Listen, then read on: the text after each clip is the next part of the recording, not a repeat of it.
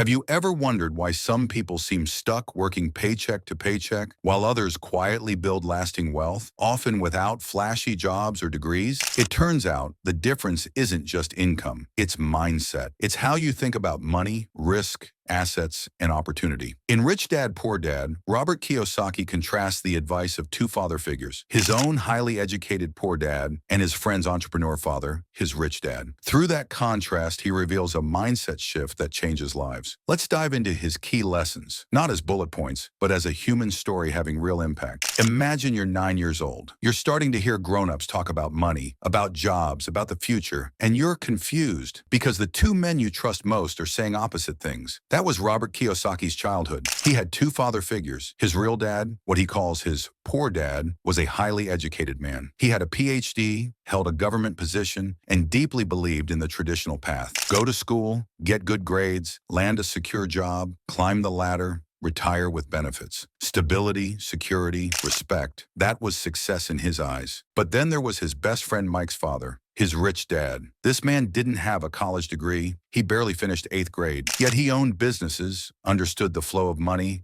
built assets, and became one of the wealthiest men in Hawaii. As Robert grew up, he started noticing something strange. His poor dad would say things like, "We can't afford that." Meanwhile, rich dad would say, "How can we afford that?" Poor dad taught him to value academic knowledge. Rich dad taught him to seek financial wisdom. Poor dad feared risks. Rich dad saw opportunity in learning from failure. The book begins with this core contrast, not to insult education, but to show that formal schooling alone doesn't prepare you for financial freedom. The real difference wasn't who was smarter, it was how they thought. Rich dad believed the world rewards those who understand how money works, not just those who work hard, and that set the stage for everything Robert learned afterward. This is the first major lesson Rich Dad drilled into Robert and Mike's heads. The rich don't work for money. They make money work for them. Now let's be honest. That sounds counterintuitive, right? We're all told from childhood, go to school, get a job, work hard, get paid. But Rich Dad flipped that. He said most people become slaves to their paycheck. Here's how it works. You work hard, you get paid, you spend, you have bills, so you go back to work. It's the classic rat race, and fear keeps it going. The fear of being broke, the fear of losing your job, the fear of not having enough. Rich Dad called this cycle emotional slavery, and he showed Robert that the truly wealthy focus on building income that comes in even when they sleep. Passive income. To teach this, he didn't just lecture. He gave Robert and Mike a challenge. Make money without relying on a job. They started by collecting toothpaste tubes from the trash back when they were made of metal, melting them down and trying to make coins. It didn't work, but the lessons stuck. Eventually, they started doing small businesses, washing cars, selling comic books, renting out old magazines. These weren't million-dollar ventures, but they were training the boys to think differently. Don't earn for time, build systems that earn while you don't. Kiyosaki later applied this principle to real estate, intellectual property, and business systems. The lesson was simple. Wealth isn't built by labor, it's built by ownership. Robert writes, money without financial intelligence is money soon gone. Poor dad had a high income, but he didn't understand how to grow wealth. He believed in hard work, budgeting, saving, but he never learned how to make money multiply. Rich dad, on the other hand, wasn't just wealthy, he was financially literate. He taught Kiyosaki the language of money. This included understanding cash flow statements, reading income statements and balance sheets, knowing the difference between capital gains and passive income, understanding tax advantages for investors and business owners, learning how to use corporations to protect assets. Rich dad believed that the real power isn't in earning, it's in knowing what to do with what you earn. He would often say, one of the main reasons the rich get richer, the poor get poorer, and the middle class struggles is because the subject of money is taught at home, not in school. Kiyosaki later realized that even people with six-figure jobs often live paycheck to paycheck, not because they don't make money, but because they don't understand money. Financial education gave him the confidence to take calculated risks, understand investments, and build long-term security. He also emphasizes this. You don't need to be a genius to become financially literate. You just need curiosity, the willingness to read, and the courage to learn from mistakes. This is the beating heart of Rich Dad, Poor Dad. If you only remember one thing from the book, make it this. The rich buy assets. The poor and middle class buy liabilities they think are assets. So what's an asset? An asset puts money in your pocket. A liability takes money out of your pocket. That's it. Forget accounting complexity. It's about cash flow. Let's look at real examples from the book. Buying a new car, liability. It depreciates. It requires insurance, fuel, repairs. Buying a house to live in, liability. liability. Even if it goes up in value, it drains you with mortgage payments, taxes, maintenance. Buying a house to rent out with positive monthly cash flow, asset. Building a business that runs without you, asset. Investing in stocks that pay dividends, asset. Writing a book that earns royalties, asset. When Robert was younger, he thought his house was his greatest asset. Rich Dad corrected him. Your house is not an asset. Unless it generates income, it's a liability. That one idea caused a storm when the book was first released, but it hit a nerve. So many people were taught that owning a home is the ultimate investment, but in reality, it's often a massive long-term expense. So what did Kiyosaki do? He began building his asset column, a simple way of tracking things that generated money for him. Over time, this included rental properties, small businesses like a retail store and later education companies, royalties from his cash flow board game, stock investments. The goal was never luxury, it was freedom. He said, the key to becoming rich is to grow your asset column until the income it generates is greater than your expenses. That's when you're free, not when you retire, not when you hit 65, when your assets pay for your life. And here's what's beautiful, you can start small. Robert and his wife, Kim, bought their first property with just a few $1,000s down. It cash flowed just 25 months, but it was a start and it was an asset. They kept going. Eventually, their asset column became their safety net, their wealth, and their ticket out of the rat race. Let's be honest. How many of us are told this growing up? Study hard, get good grades, find a secure job, and stay there. That's exactly what poor dad believed. And honestly, it sounds responsible, logical, safe. But Rich Dad? He had a different mindset. Don't work for money, work to build your own business. Mind your own business. When Robert first heard that phrase, mind your own business, he thought it was just an expression. But Rich Dad meant it literally. He meant even if you have a job, don't let that be the end of your focus. Use that job as a means to build something of your own. A side hustle, a small investment, a growing asset column. And here's where most people get stuck. They confuse their profession with their business. Let me explain that using Robert's own words from the book.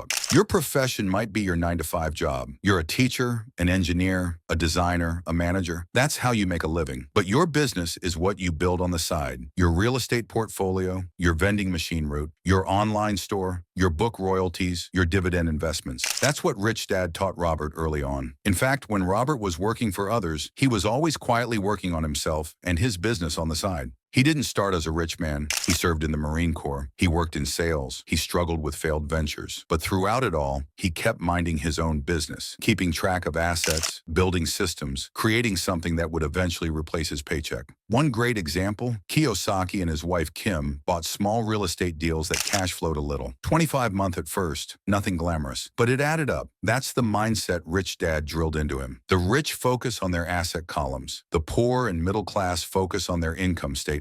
That one shift from being income-focused to being asset-focused is what separates the financially free from the paycheck-dependent. And no, you don't need millions to start. You just need a decision that your life's work isn't your job. It's your business, your personal empire, your long-term freedom. Here's one of the most eye-opening lessons from Rich Dad, Poor Dad, and one that completely defies conventional wisdom. Most people choose jobs based on one factor, the paycheck. But Rich Dad told Robert, don't work to earn, work to learn. At first, that sounds risky. Why would anyone take a lower-paying job or a harder job just to learn? But when you zoom out and think long-term, it makes perfect sense. Here's what Kiyosaki did. After serving in the Marine Corps, he took a sales job at Xerox Corporation. And not just any sales job, one of the most grueling commission-based sales environments of the time. Now remember, he didn't need the job for survival. He chose it because he was terrified of selling. He knew that fear would hold him back as an entrepreneur, so he threw himself into the fire. He said it plainly in the book. I took a job at Xerox so I could learn to overcome my fear of rejection. Eventually, he became one of the top salespeople in the company, and those skills, they transformed his future. Think about it. Sales is everywhere. Whether you're pitching investors, persuading customers, negotiating deals, or convincing a team to follow your vision, it all comes down to your ability to sell. Kiyosaki later used those exact skills to sell out financial education seminars, pitch investors on real estate deals, promote and distribute his cash flow board game, sell millions of copies of this very book. That wouldn't have happened if he had chosen a safer, easier job with a higher salary. But it wasn't just sales. Rich Dad emphasized learning across disciplines: marketing, accounting, investing, tax law, business structuring, leadership. Robert writes that people are often too specialized. A doctor knows medicine, a chef knows cooking, a coder knows programming, but few people learn how to run a business around those skills. He says the more specialized you become, the more trapped you are. The rich are generalists who hire specialists. That's why he encourages young people to take jobs, even low-paying ones, not just for the money, but for the education. One of the best real examples in the book, Robert once worked for free under Rich Dad, even as a young boy, just to observe how a business runs. He swept floors, stocked shelves, and watched how customers were treated. But then Rich Dad asked him, "What have you learned so far?" At first, Robert said nothing, but eventually he started seeing it. The way businesses create systems, how employees fit into it, how customers behave, and where money flows. That's the kind of education that isn't taught in schools. So what's the big takeaway? If you're working a job right now, ask yourself, what are you learning beyond the paycheck? Are you building skills that transfer across industries? Are you learning how money flows, how leadership works, how persuasion influences decisions? If not, consider shifting your focus.